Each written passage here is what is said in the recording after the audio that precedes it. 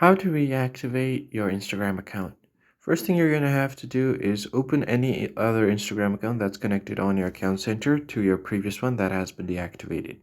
And then from here, tap on profile icon at the bottom right, then tap on the top right.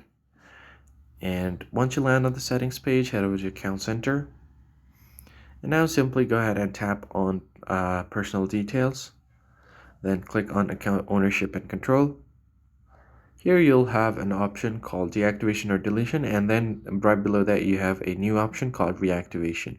Just tap on it, and now it will show you the deactivated account here on your account center. So all you need to do is click on deactivated on Instagram account and then click on reactivate. And after you've done that, you will be able to reactivate your deactivated account. And as you can see, the account has easily been reactivated. And that's pretty much it. I hope this tutorial was helpful to you guys. I'll see you on the next one.